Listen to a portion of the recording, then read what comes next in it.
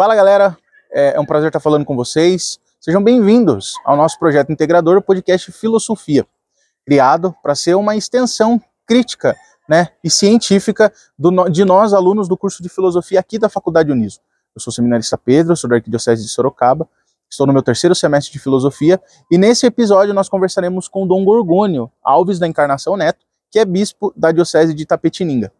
Dom Gorgônio, que foi ordenado presbítero em 74, cursou filosofia lá no Mosteiro de São Bento, em São Paulo, e fez também teologia no Instituto Teológico de São Paulo. Ele foi ordenado em 74 presbítero e esse ano completa 25 anos de bispado. Falaremos com ele sobre o tema da campanha da fraternidade desse ano, relacionando, discutindo junto à democracia, tema forte que vivemos também no ano de 2022. O tema da campanha da fraternidade desse ano é fraternidade e fome, com o lema, dai-lhes vós mesmos de comer. O efeito da campanha de conduzir a fome deve também perdurar por todo esse ano. Todo esse tema deve perdurar por todo esse ano. Então, também as responsabilidades sociais de cada cidadão, de cada pessoa, e a importância de vivermos cada dia esse tema diante da realidade do nosso país. É um prazer, fiquem ligados então nesse episódio. Um abraço!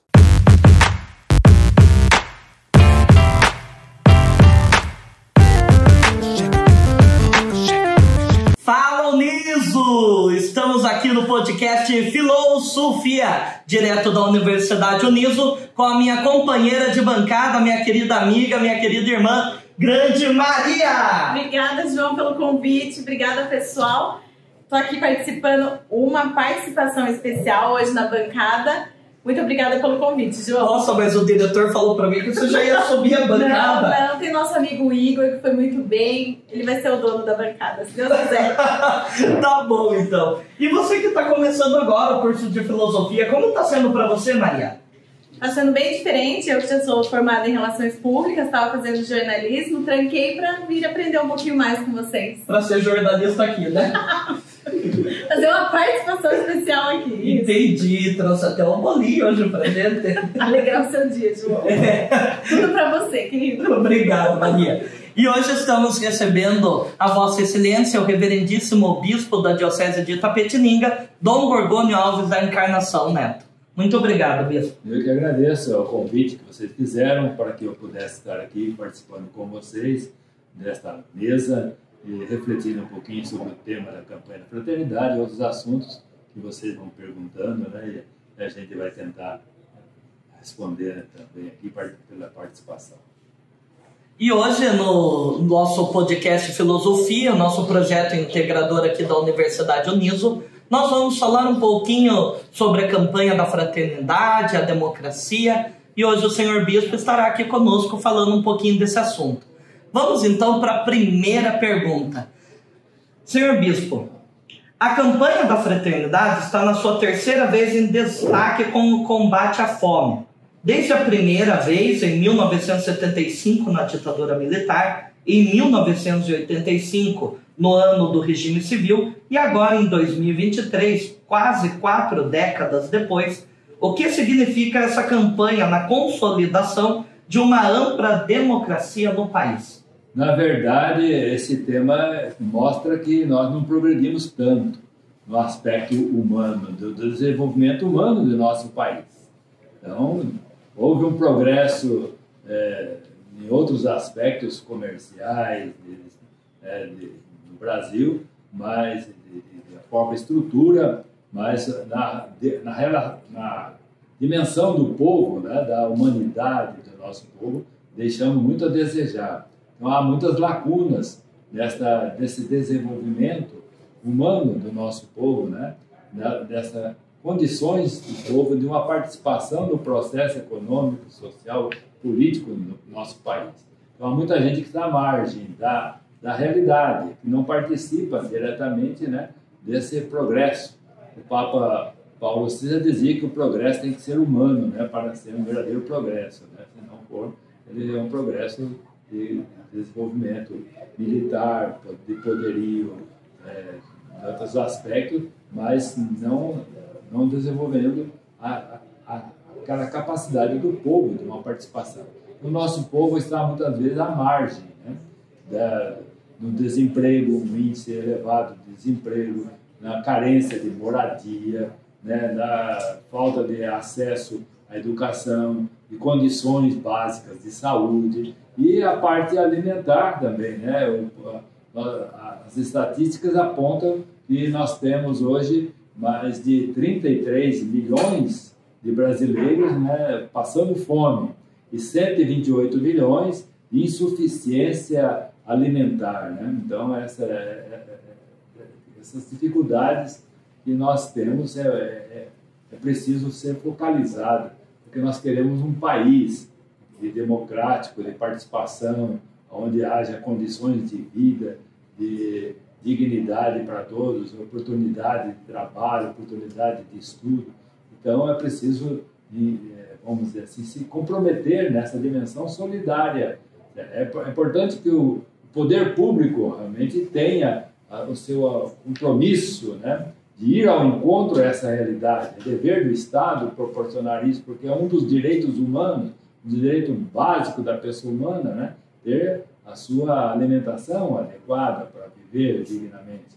Mas também a sociedade como um todo deve ir ao encontro. O nosso país é o maior produtor de grãos do mundo, né? Então, nós temos aí uma política econômica que favorece a exportação, enquanto o nosso povo também passa as necessidades, as carências. Com relação à parte da filosofia, a campanha assim, né? Da fraternidade e filosofia, a gente queria que o senhor explicasse um pouquinho essa parte de democracia, a visão do senhor sobre a democracia. A democracia é a participação do povo em tudo, né? Então, não é só o voto. O voto é um aspecto, né, da democracia, é quando todos têm acesso aos bens, né, da sociedade, podem participar da sociedade. Então, condições de uma vida digna, econômica, social, né, que podem ter acesso àquilo que a sociedade oferece, a educação, a saúde. Então, tudo isso faz parte da democracia, na verdade. Então, é a participação, o povo ter acesso a tudo, aos bens que a sociedade produz para todos, né? Não só votou e pronto, agora vocês não têm mais direito a nada. Então, acho que não é só o voto. A democracia é toda a vida que deve possibilitar essa participação ativa, consciente do povo na sociedade. E para o senhor, o que a campanha da fraternidade ajuda hoje em dia na democracia? A campanha da fraternidade na igreja, desde 1964, ela vem propondo para a sociedade, não só para a igreja, mas para toda a sociedade, campanha da fraternidade que tomam algum aspecto da sociedade que nos desafiam. Então, sempre está focalizando um aspecto da sociedade onde nós temos muito a crescer, muito a viver melhor. Então, esse ano, pela terceira vez, vai estar focalizando a questão da fome, porque é uma urgência, né, nacional. Até o plano do governo que assumiu colocou realmente como proposta básica, né, esta questão da superação da fome com o projeto da Bolsa Família, né? Então, hoje está atendendo 25 milhões de pessoas, né, de pessoas desse projeto, né, desse plano do governo. Mas temos muitos outros aspectos complementares que devem somar-se a tudo isso. E a igreja ela tem a missão com a campanha da fraternidade de conscientizar a sociedade como um todo. Não só para dentro da igreja, né, mas para toda a sociedade, e que nós temos que viver um pouquinho mais a solidariedade.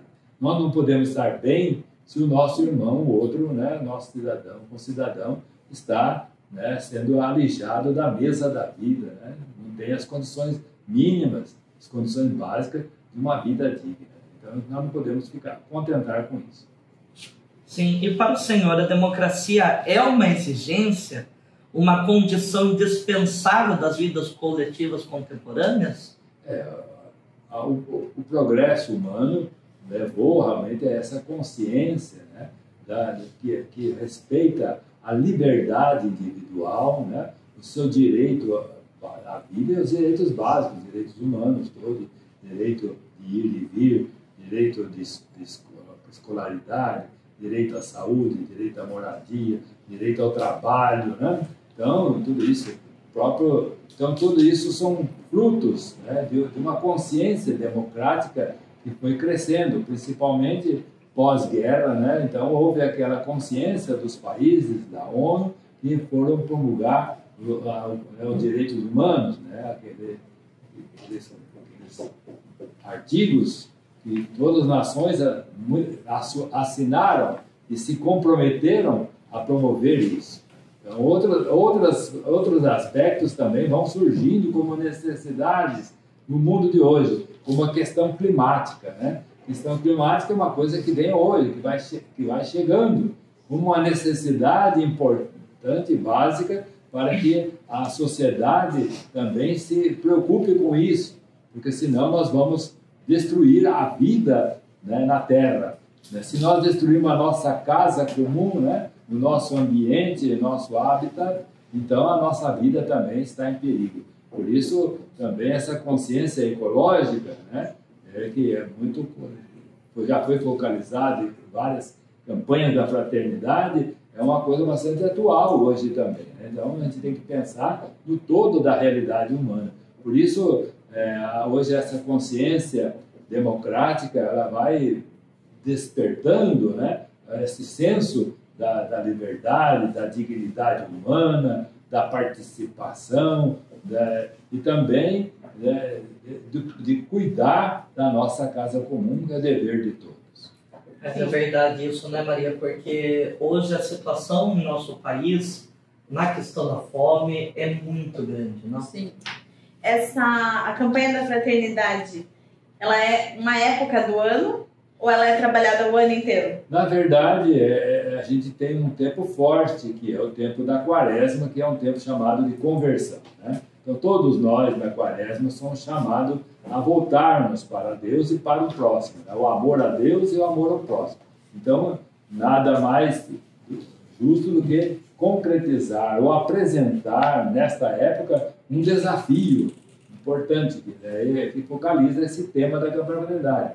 A fome é o grande desafio do momento para nós todos, mas ela não deve ser vivida ou comentada, ou refletida, ou, né, assumida de algum gesto só na Quaresma. A Quaresma é um momento forte, mas ela deve ecoar por todo o ano e por toda a nossa vida, né? Despertar essa consciência do povo brasileiro, das autoridades, do poder executivo, poder legislativo, poder judiciário, para também, né, promover leis e projetos que vão responder a esses desafios.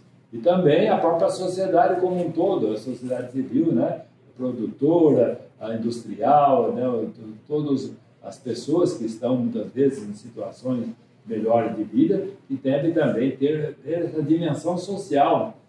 Nós temos que olhar para o ser humano, né? O nosso progresso, o nosso bem-estar, o nosso desenvolvimento, né? Não é apenas em função do lucro.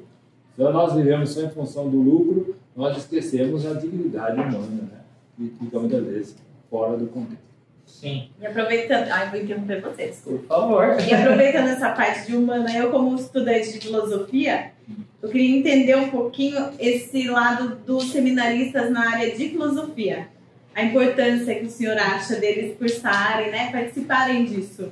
O curso de filosofia, ele é bastante abrangente, porque ele vem para abrir a nossa cabeça, né, e, vamos dizer, para todas as propostas de pensamento, né, que a sociedade, que a humanidade foi desenvolvendo, né, desde os primórdios dos gregos, né, que vem depois passando pela Idade Média, né, para chegar nos filósofos da Era Moderna. Mas é importante que o cenarista, que vai se preparar para depois anunciar a palavra de Deus neste mundo que nós vivemos, ele tenha um conhecimento da realidade, de todos os pensamentos, ele tenha um espírito crítico, e também a filosofia, ela desenvolve a capacidade de raciocínio, né, para que a gente possa também comunicar a fé. Então, a fé e a razão são duas asas que devem estar unidas para que a gente possa também ter um embasamento melhor, né, da argumentação teológica, da fé, né, e da comunicação da mensagem. Continuando na sua pergunta, Maria, como foi para o senhor, Dom, a trajetória no curso de filosofia? Eu fiz uma filosofia na época mais, chamava-se uma filosofia mais estrita, né, no sentido que era voltada mais para a dimensão do curso da filosofia, das matérias filosóficas mesmo, né? Então, hoje eu sei que com a exigência do MEC tem as matérias que vêm mais pedagógica em função do ensino, preparando a pessoa para o magistério, né? Mas, né, na minha época era mais voltada à questão do pensamento mesmo, né? A gente tinha as matérias de lógica, teoria do conhecimento, metafísica, cosmologia, ética, mas também a história da filosofia, né, que é importante, que vem todos os pensadores, e depois também alguns pensadores da modernidade, para a gente também se questionar, mesmo dar respostas à nossa fé diante dos Sartre, Nietzsche, moderno. Depois a gente tivemos estudo de Teilhard de Chardin, e também a gente estudou na época algumas matérias complementares, sociologia, que é importante, a visão social da realidade, né, onde entra essa questão propriamente da democracia, do desenvolvimento humano, e também a matéria de biologia, também, tudo isso, tudo que diz respeito ao ser humano, né, é um embasamento para a própria filosofia também, antropologia. Ah, sim. E como foi para o senhor essa trajetória de seminário entre filosofia e teologia?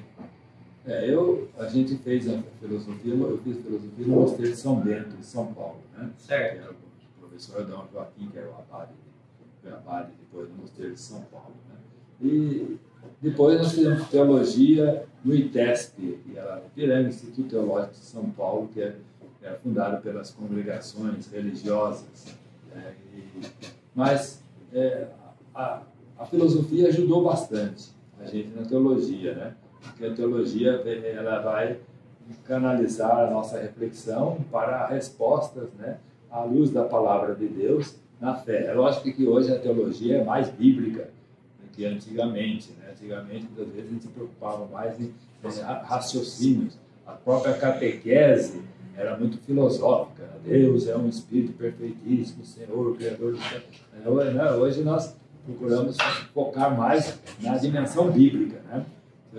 Mas é importante a gente entender que a própria filosofia ajuda a gente, né, a essa dimensão do raciocínio, né? Mas com toda a fundamentação bíblica, né, é preciso a gente também ter um raciocínio, né, um desenvolvimento para que a gente possa ter, né, um desenvolvimento do tema. Né? Sim. O senhor citou alguns pensadores da filosofia, né? Qual que tem esse impacto positivo para o senhor? Todos os pensadores, eles, mesmo questionando a fé, eles nos ajudam a crescer, a dar uma resposta. Por exemplo, Marx questionava a questão da religião, né, como se fosse ópio do povo, né, verdade? Uma coisa que anestesiasse a consciência popular em vez de levarmos a uma luta pela justiça, né? Mas ele tem uma visão errada. O cristianismo coloca o mistério da encarnação, né? Jesus se encarnou na nossa realidade, né? E assumiu a nossa realidade. E o cristianismo ele está comprometido com o bem do ser humano, na verdade. Então, o amor que Jesus traz, ele deve ser vivido concretamente na promoção da justiça, da solidariedade, do perdão e da paz. Então mostra que o cristianismo ele é comprometido, não é um cristianismo assim etéreo, né? Eu e Deus, né? A nossa vida é o céu e aqui na terra deixa acontecer, né? Então esse é o erro, né? Essa visão que é errada, que muitas vezes um filósofo tem da nossa maneira de fé, nos ajuda a aprofundar uma fé mais comprometida, né?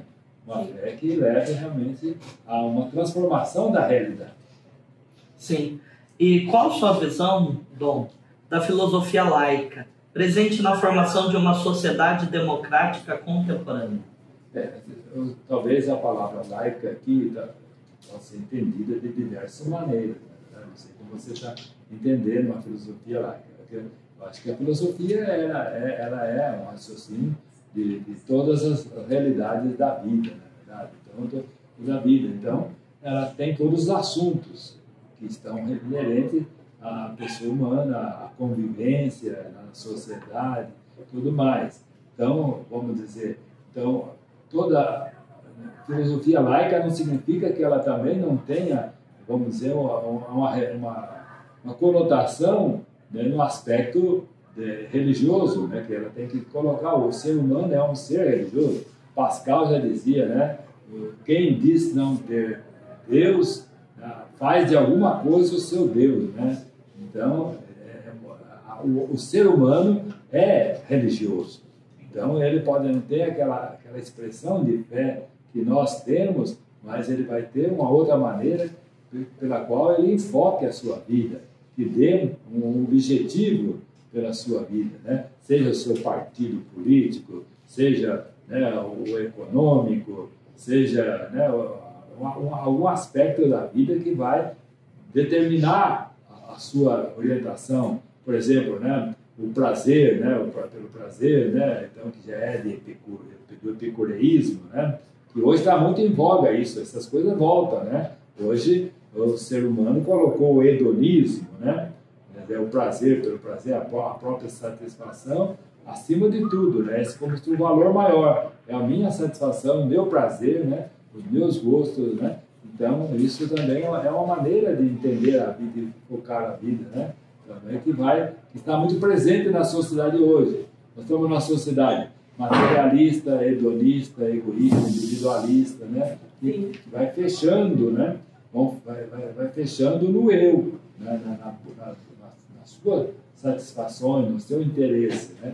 Enquanto o cristianismo é altruísta, né? É verdade? É o ser para o outro. Eu existo para o outro. O meu bem é o bem do outro. Eu existo para os outros. Eu não existo para a minha vida, para eu mesmo, né? Então, uma vida fechada em si mesmo é uma vida inútil, vazia. Uma vida aberta é uma vida, né, abençoada. A gente fala que quando a gente vive para os outros, né, a gente então se torna, vamos dizer assim, um dom de amor, né, que vai dando sentido à nossa vida. Fala, João, você tá um pouquinho nervoso, tô achando, hein? Eu não, que isso?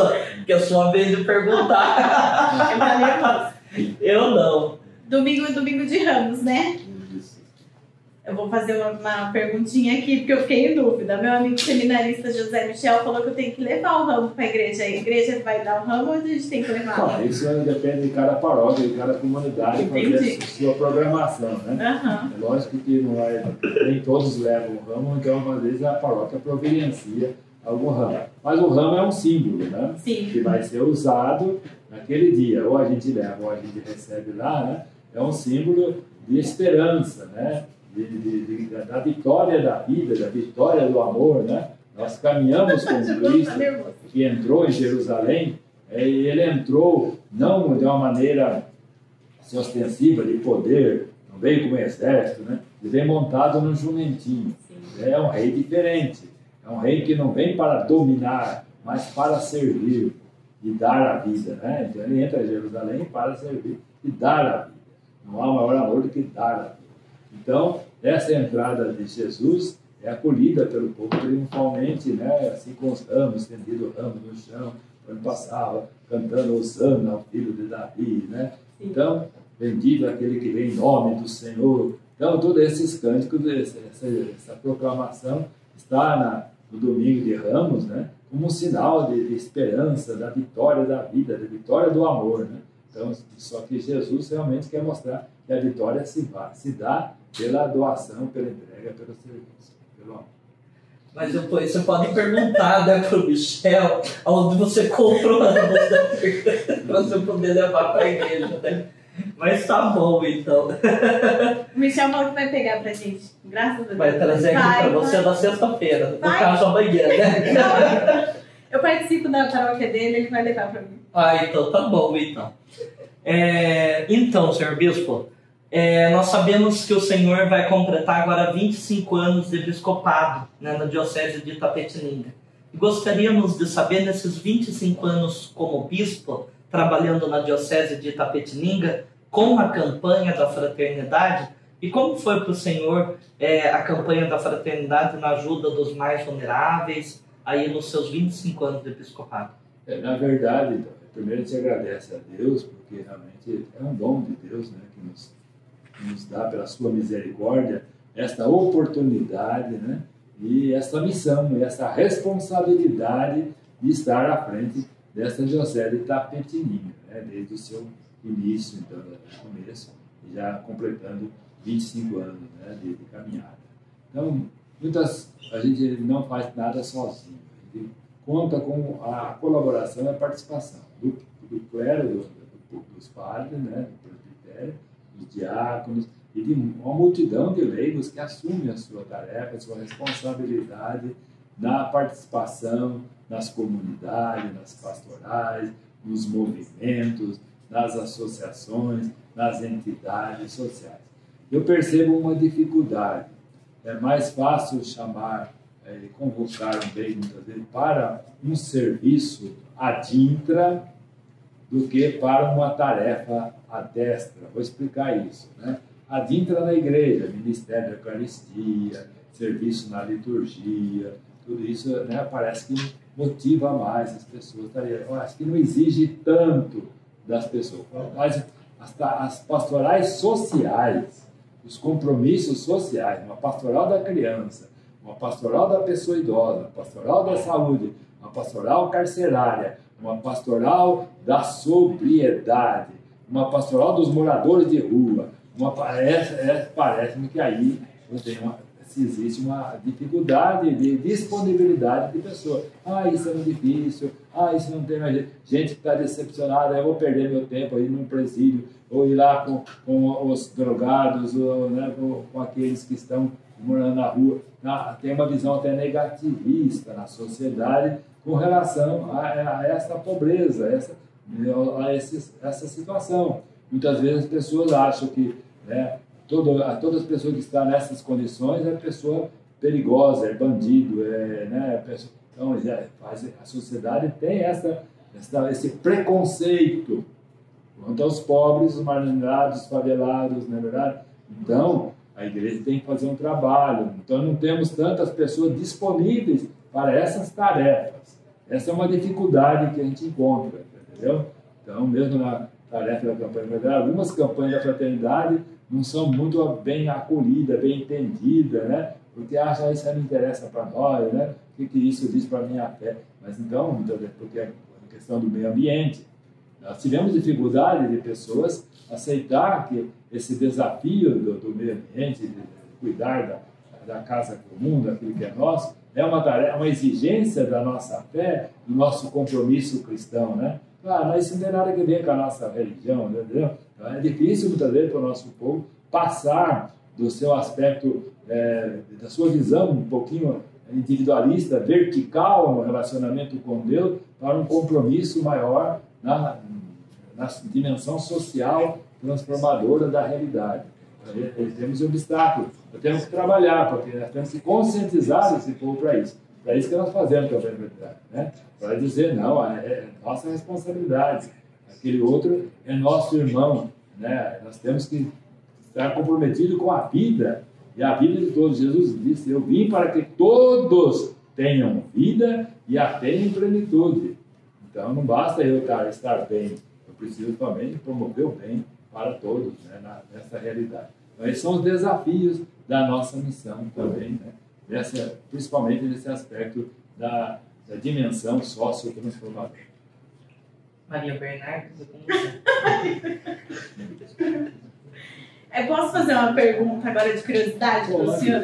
Queria saber por que agora, nessa época, algumas igrejas elas cobrem as imagens e outras não. É da própria igreja? Essa era uma orientação, sim, que lá nesse tempo quaresmal, né? Para a gente concentrar mais na nossa espiritualidade, no sentido de colocar Cristo no centro da nossa vida, né? Verdade?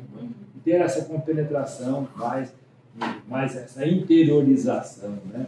Então, nesse sentido, eu que procurava tirar aquelas coisas que poderiam, vamos dizer assim, afastar um pouquinho dessa compenetração, né, da nossa fé. Também no sentido um pouquinho mais de expressão de penitência, né? Expressão de chamar, mostrar que a gente também está vivendo esse tempo de conversão, né? De transformação, que nós somos pecadores, necessitados da misericórdia de Deus. Nós gostaríamos de saber um pouquinho sobre o senhor, Dom.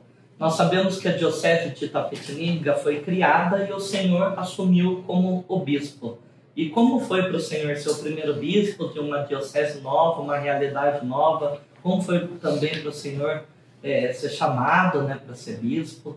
Eu digo sempre que a gente não espera, nem se prepara, nem faz curso para ser bispo, não é verdade? Então, isso aí é uma coisa que cai e assusta bem a gente, entendeu? Eu fiquei bastante assustado, bastante, né, assim, preocupado como ia ser. Mas tem que, né, fui convidado a refletir um pouquinho que é Deus que chama, né? Tem que ter essa fé, não é verdade?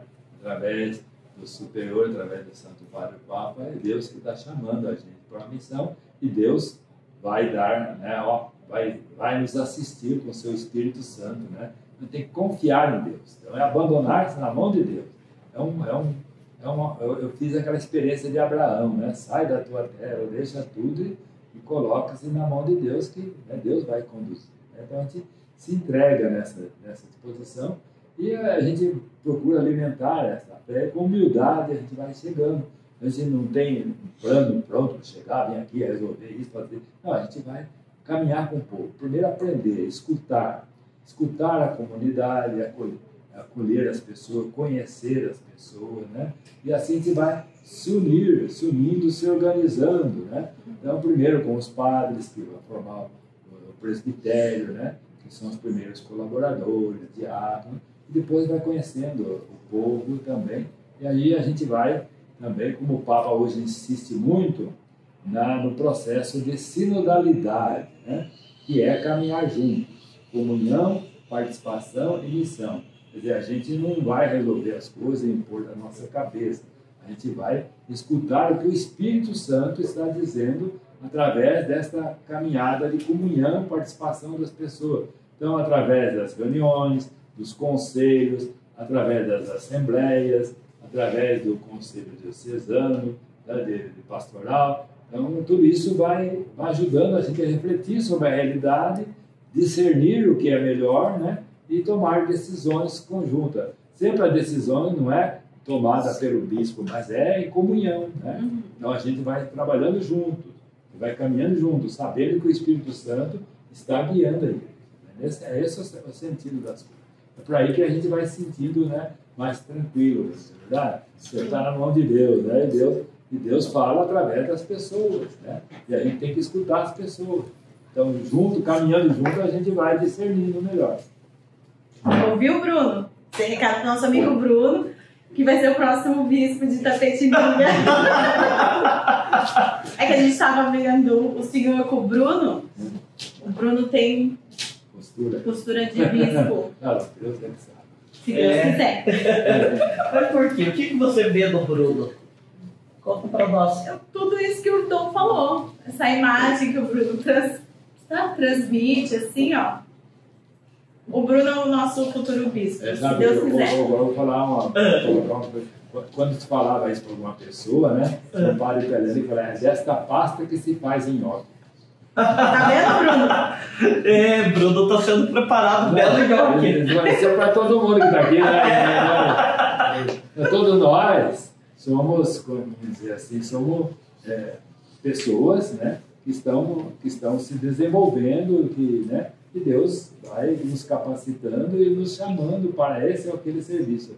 O importante na igreja não é a função que ele exerce, não é o cargo, é a santidade, né? Sim. Isso que é importante. Eu falo muito isso para os padres, para os leigos mesmo, não é verdade? Uhum. A importância não é cargo, não é função. Tá? A gente não busca, não tem esse carreireirismo, né? Esse carreirismo, não. Pelo contrário, a gente quer servir, né? Amar a todos, servir a todos. E isso é bem trabalhado na igreja, Dom? Deve ser mais trabalhado, porque Deve, né? ainda existe essa questão do poder, né? Sim. Do querer estar, do status, do poder, né? Muitas vezes que, como diz o Papa, fala que é um mundanismo dentro da igreja. Entra na cabeça do clérigo, de clérigos, né? Que também fica buscando o carreirismo, na verdade, procurando cargos, funções, de testar.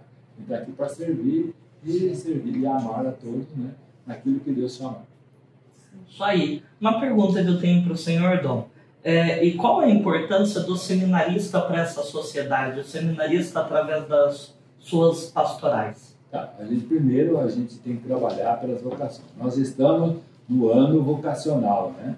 A igreja no Brasil se preocupa com a formação dos futuros padres, do clero, porque precisamos ter vocações. Se nós não cultivarmos, não fizermos ecoar o chamado de Deus, nós não vamos ter jovens com toda disposição, idealismo e, né, essa resposta de amor a Deus. Então, temos que trabalhar nisso. Por isso o tema do ano vocacional é, né, vocação, graça e missão. É uma graça, é dom de Deus, né? Não é busca pessoal, né? É uma graça que a gente recebeu, né? E o lema é corações ardentes, pés a caminho, né? Quer dizer, tem que ter um coração cheio do amor de Deus, abrasado no amor de Deus, para a gente colocar-se a caminho, para a gente colocar o pé na estrada, se doar e buscar esse sonho da missão, né? De servir. Então, a vocação é um dom, é uma graça que a gente tem que cultivar. Se nós não tivermos famílias educadas na fé, não tivermos, né, uma pastoral vocacional na catequese crismal, na pastoral da juventude, então, nos movimentos, os jovens não vão ter esse sentir chamado de Deus. Não vão ter essa abertura para essa graça. E aí, nós não vamos ter a resposta generosa, doada, dedicada, né, sacrificada, porque é uma vida, a vida de serviço a Deus é assumir a cruz, né, é renunciar todos os nossos gostos, nossas satisfações, nosso bem-estar, para realmente se doar, né, se entregar, né. Então, vai exigir de nós, na nossa formação, esse despojamento, esse aniquilamento, né? Essa kênose é a palavra, isso, né? Do que o Cristo viveu até a morte de cruz, né? Desceu lá embaixo, na verdade, para depois realmente, né, ser, né, glorificado pelo Pai. Então, quer dizer que a nossa vida é um chamado de amor. Amor é doação, é entrega, é serviço, né? Então, não é buscar a si mesmo, mas é realmente preparar-se para ser esse dom de Deus para o bem das pessoas. Então, tem que ser a motivação forte pela graça de Deus, né? E a necessidade do povo, a missão, né? A graça e a missão são dois polos que devem realmente marcar a nossa ideia. E a pergunta que eu tenho para o senhor, como é decidido os temas da campanha da fraternidade? Como que, de certa forma, o colégio episcopal decide, né? Os padres, tem alguém auxiliando? Como que é? Você tem uma comissão, né, que trabalha nesta área, né, na CNBB, que vai levantar os desafios da sociedade e os problemas, os desafios, aquele que é mais urgente, necessário, né, nesse momento, e aí vão apresentar para o Conselho Episcopal Permanente da CNBB, que reúne em Brasília. Então, que representa todos os regionais do Brasil todo, né? Lá, e eles lá, então, escolhem o tema. Aí, depois esse tema é trabalhado. Tem uma equipe que vai fazer o texto base, né? Depois tem um concurso para o cartaz, né? Que tem o cartaz aqui. Elabora-se também, faz um concurso para a música, para o hino da campanha da fraternidade, é feito concurso, né? Depois de ter escolhido o tema, e também aqui faz uma oração que própria para ser divulgada aquela campanha, né? Então é isso, mas é um tema muito bem preparado, tem um texto básico que é muito bem estudado, refletido, e nós tivemos também 3 campanhas de fraternidade que não foram preparadas pela CNBB, mas foram preparadas pelo CONIC, Conselho das Igrejas, né? Conselho das Igrejas Cristãs, né? Então, esses 3 temas da campanha da verdade que foram preparados pelo CONIC, para que as igrejas cristãs assumissem junto a campanha da fraternidade. Isso aí. O diretor mandou uma mensagem no nosso ponto, você poderia falar? Deixa eu só... Calma que o ponto ainda, a gente está meio sem ouvir o ponto. Agora por favor, o ponto... diretor, obrigada. O diretor devia também se ausentar da frente do ponto. Né? É que o diretor, né? Maravilhoso. Eu ia falar fofinho, mas... né? Pedro, nosso diretor, seminarista aqui de Sorocaba, uma bênção de Deus, viu? Sim. Quando nós falamos em democracia, nós falamos em diferenças. Como que está o diálogo com os outros grupos religiosos? É harmônico, é tenso? Como lidamos com isso? O ecumenismo é uma tarefa da igreja assumida no Concílio Ecumênico. O Concílio Vaticano II assumiu essa dimensão ecumênica, né? Como também uma tarefa da igreja no diálogo. Diálogo com todos os segmentos da sociedade, diálogo com as culturas, diálogo com as religiões cristãs e também com as não cristãs. Então, esse diálogo tem sido realmente uma tarefa da igreja. O Papa, né, começou com o Papa Paulo II, né, aquele encontro em Assis, né, de várias religiões, para um encontro, assim, para promover, por exemplo, né, todas as igrejas têm algo em comum para promover, buscar, né, por exemplo, a questão da paz, a questão da justiça, né, a própria democracia, são valores que todos devem assumir para desenvolver nesse mundo tão necessitado, né, desta paz. Estamos sob a ameaça, né, de destruição nesse mundo, né, pelas guerras que estão aí. O Papa fala nós estamos vivendo a terceira guerra em pedaços, né? Talvez não sei se está em pedaços ou já está inteira, né? Mas está todo mundo se envolvendo nessa questão da Rússia e Ucrânia. Então, é um desafio. Agora, a gente, nesse mundo pluralista, nós temos que ter diálogo. O diálogo é a chave para tudo, para a convivência. Diálogo e o respeito às diferenças, que vem aí a tolerância. A intolerância, né, é um mal muito grave nesse mundo de hoje, né? Porque você não aceita o outro como ele é, você quer exigir que o outro seja aquilo que você é, e você começa a impor sobre o outro a sua cultura, o seu, né? Então, isso nem a própria religião pode ser imposta, você não pode ser proselitista.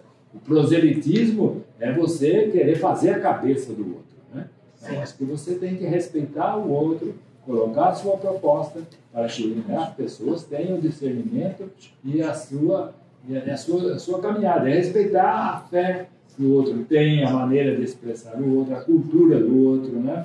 As suas realidades, né? Humanas, étnicas, raciais, tudo mais, tudo tem que ser, né? São valores que cada um tem que deve ser respeitado. Aqui na sala a gente tem, né, também essa vivência de ter os seminaristas, de ter evangélicos, católicos não praticantes. Eu tô meio falha, perdão. Pessoas agnósticas, outras pessoas de outras denominações. Né? Como o senhor enxerga assim, o curso, essa vivência assim, no curso e na igreja também, né, nos outros grupos? Assim?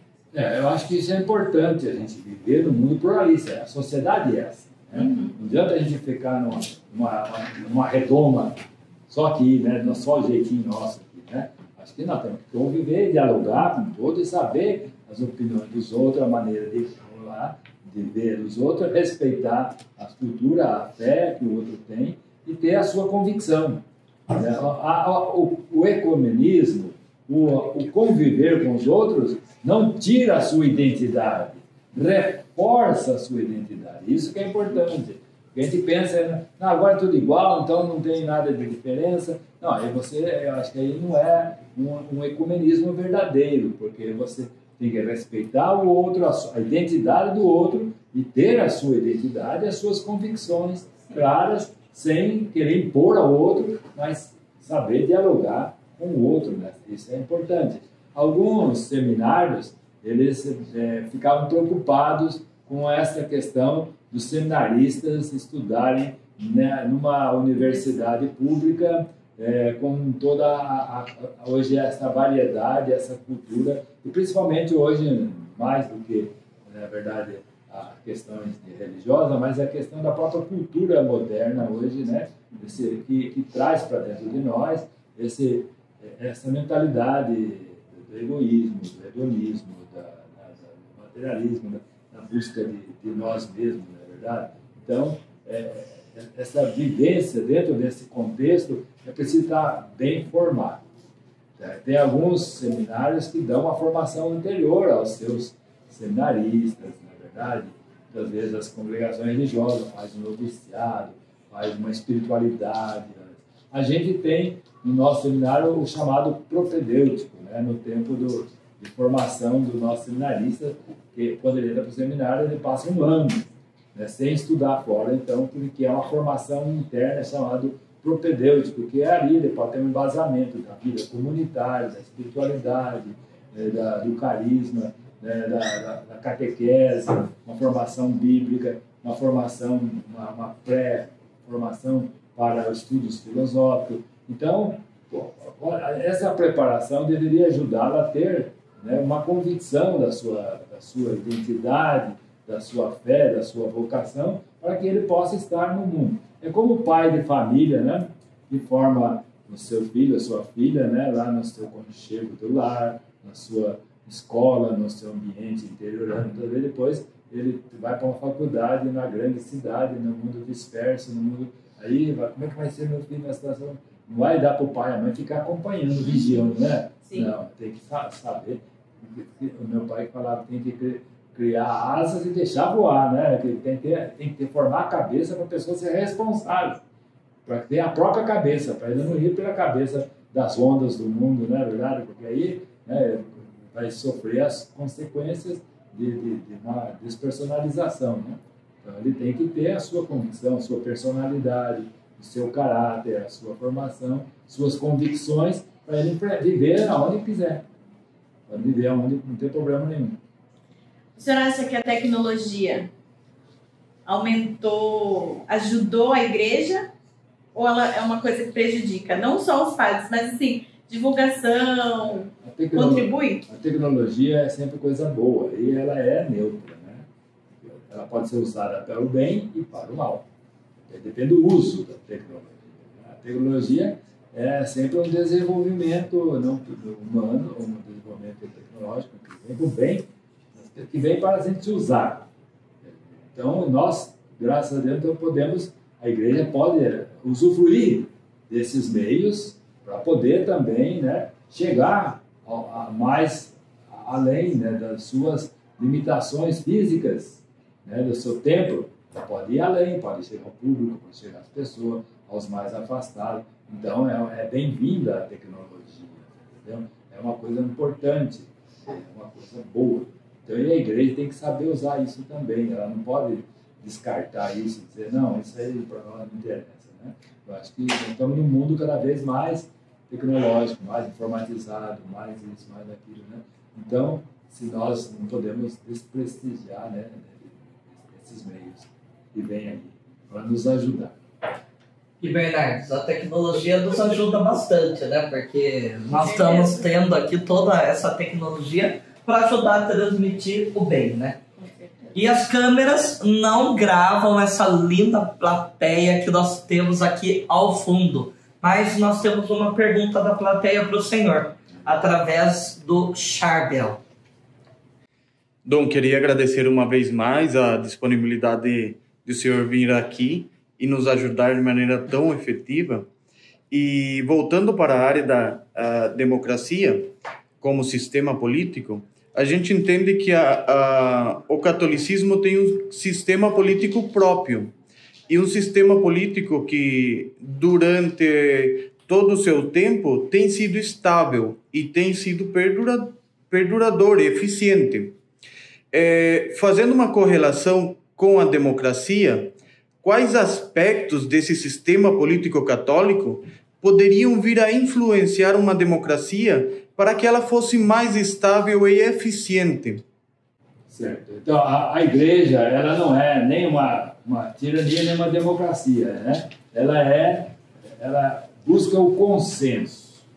A igreja, ela desde o começo, ela tem que buscar aquilo que o Espírito Santo diz à igreja. Os apóstolos, quando chegavam a uma conclusão, diziam: nós e o Espírito Santo decidimos.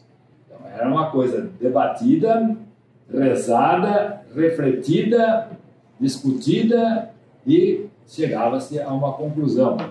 A conclusão não é a decisão da maioria, era aquela que mais é o bom senso, o consenso, né? Que vai ser definido ali como realmente esse é o que o Espírito Santo está dizendo. O Papa fala muito nisso hoje, na sinodalidade, de que nós temos que caminhar juntos e escutar a todos. E pode ser que o Espírito Santo fale pela pessoa, pelo menor, pela pessoa mais simples, mais humilde. Ali ele fala, eu tenho uma opinião. E todo mundo fala: nossa, que beleza, essa é a opinião. E esse é um dom de Deus, esse é um Espírito Santo, é uma opinião inspirada, né? E todo mundo vai chegar a essa conclusão. Então, a igreja, ela trabalha assim, né? na sua comunhão, participação, nas assembleias, nos sínodos, nos conclaves e tudo mais, né? E ali se reza, se reflete, se debate, né? E para depois buscar, né, esse consenso que o Espírito Santo está dizendo, e essa é a decisão, é a conclusão.